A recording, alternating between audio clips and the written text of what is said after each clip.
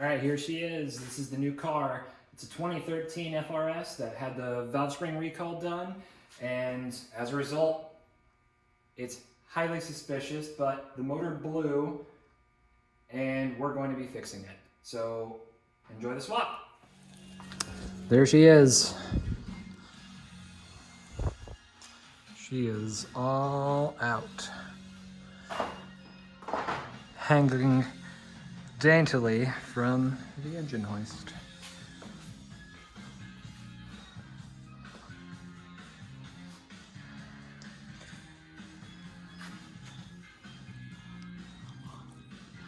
Oh yeah, they were not afraid of using the RTV.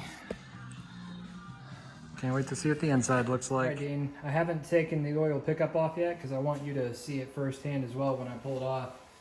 I don't know if this will ever help, but I don't know. You never know.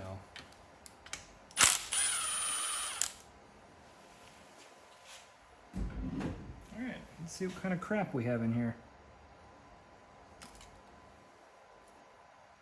All right, there is bearing material and RTV. Let's see if we can show that. Look at that. It has RTV literally trying to shoot through the screen right there. And you could just see this, it's just clogged with bearing material or clogged with something.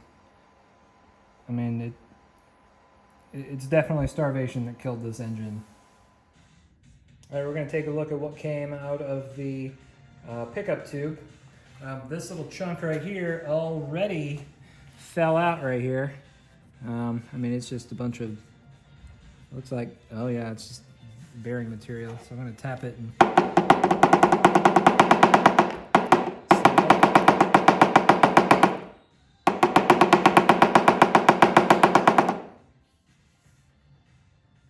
man, look at all that stuff.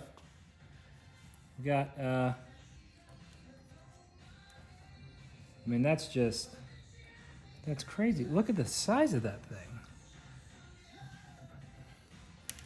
And that's not the only one. And there's still plenty more stuff in here to go. I mean, look at that. I mean, that's just ribbons of bearing right there.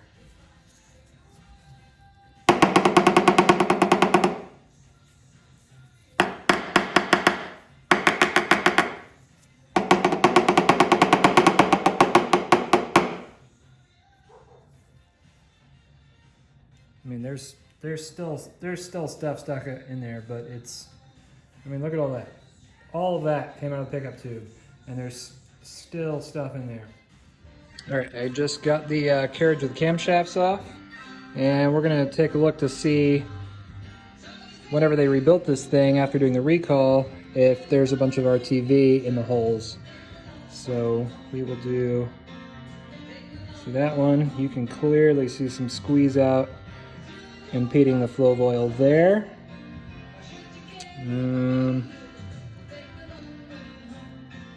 Let's go here.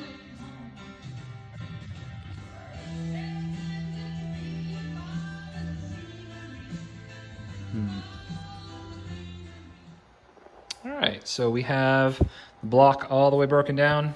All pistons and rods have been removed. Start with this one. This is cylinder number 1. Unfortunately, it looks like we have some scoring there in the cylinder walls. You can actually feel that with a little dental pick, so that will need to be bored out.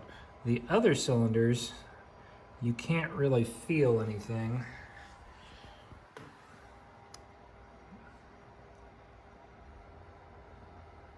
Everything else seems to be okay. There might be a little bit of scoring in this one, but it's, you know, it's not very deep. But the real fun comes from looking at, this is the journal bearing for number 1. This is 2. So far so good. That's 3. Yeah, that is bearing material all over the place. Right there.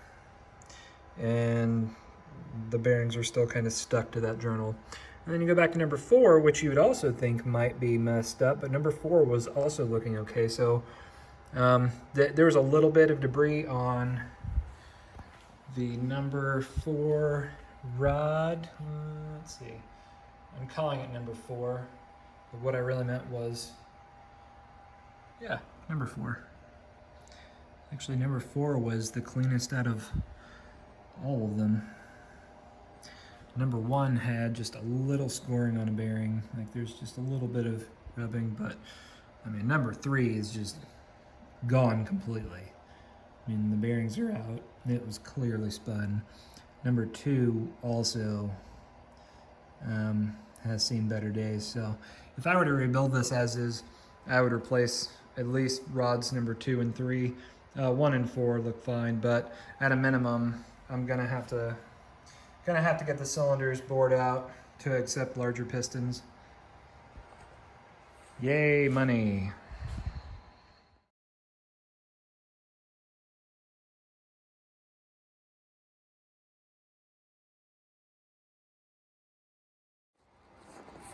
All right, this is what a brand new Subaru FA20 short block looks like.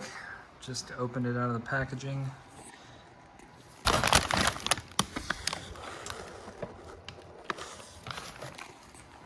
This looks amazing.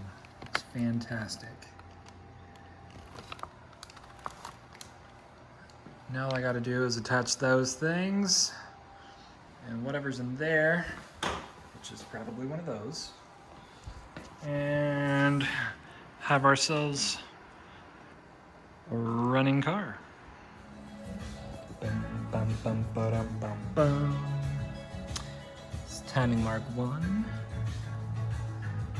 2, and coming over to the crankshaft, we have the blue link here.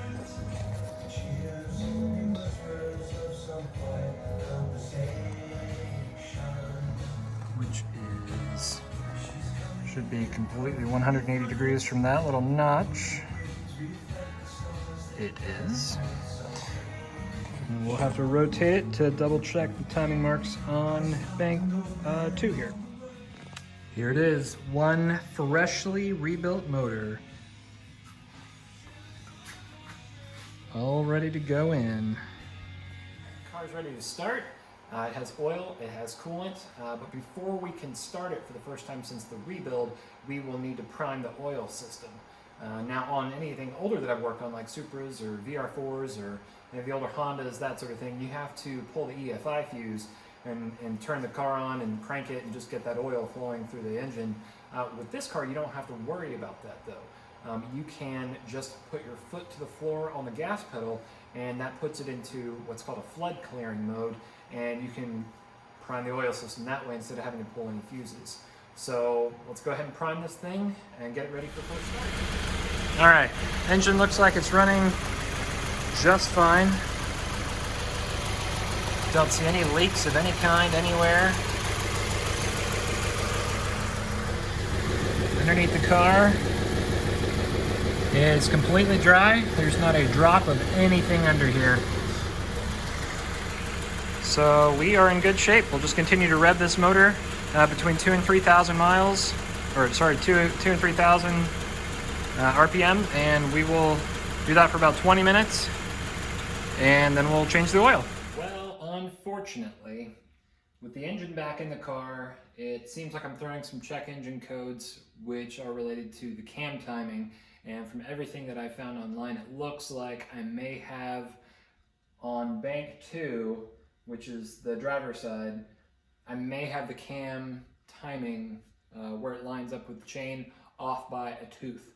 So to do that, I'm going to have to get the engine back out of the car, the front cover off, and realign all the marks, but the engine probably needs to come out anyway because I had a lot of trouble getting the engine mated to the transmission, and I believe that the clutch disc got damaged in the process as well, because When the clutch disc spins on the input shaft of the transmission, the clutch disc is supposed to be able to slide along that shaft, and if it gets damaged at all, it could get hung up. And when it gets hung up, that means it won't disengage like it's supposed to. So it'll be difficult to put into gear, and I'm having those exact issues. So unfortunately, it all has to come back out again. Yay. All right, let's check out what exactly happened to the engine. So we'll have to get the cover off from the front in order to check the timing to confirm that it's off by a tooth. And I really hope it's off by a tooth, otherwise I have no idea what happened. But the clutch is the other thing I'm interested in. After the car was running, I couldn't put it in gear anymore. It was really, really difficult. And it looks like there could be some crap on the clutch disc itself, on the splines. So, between that and the transmission, the input shaft on the transmission, I'm willing to bet that something was just really gunked up.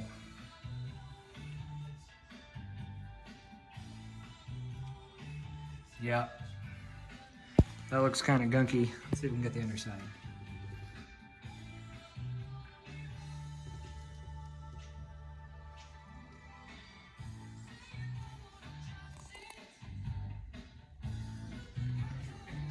Yep.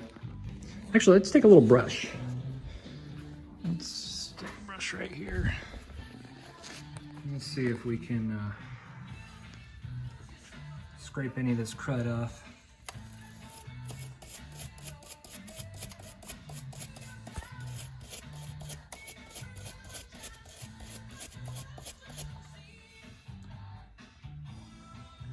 That looks significantly better. Yeah, look at all this crap back here though. That doesn't look like normal grease. All right, well, making me feel a little bit better about doing this whole process again. To be continued. All right, so here's what I found out with the clutch disc. The splines must have boogered up. The splines from the transmission must have boogered up what's here on the clutch disc, because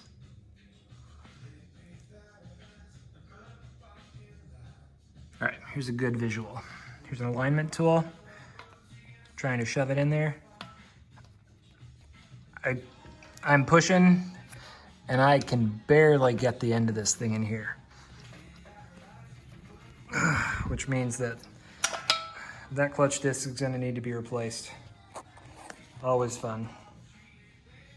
All right, so got the clutch disc in a better place to be able to illustrate what's exactly happened.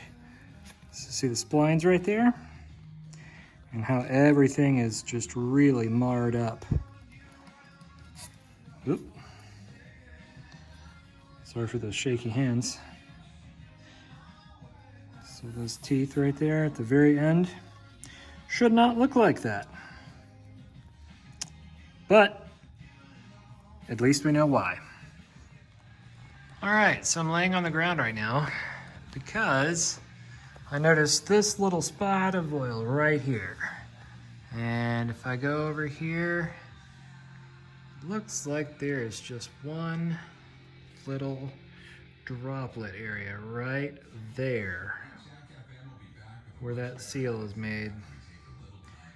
Ugh, the perks of having absolutely everything on this engine sealed with RTV. There is bound to be a leak or two. But surprisingly, that's the only one that's been discovered so far. So I should probably check the other side before considering my checklist complete. But since this front cover is going to be coming off anyway, I'll be able to correct that. All right, let's try this one more time. Round 2 of timing. Let's start with bank 2. Timing mark there with the pink link. Timing mark there with the pink link. Go all the way down here. There is the mark right above the link. between the shiny silver part, and that's the mark where that bluish gray link's supposed to be. What do we got here? Oh, we got two bluish gray links. All right, just gonna follow this chain over here. Timing mark there, and timing mark there. This is one well-timed FA20. Woo!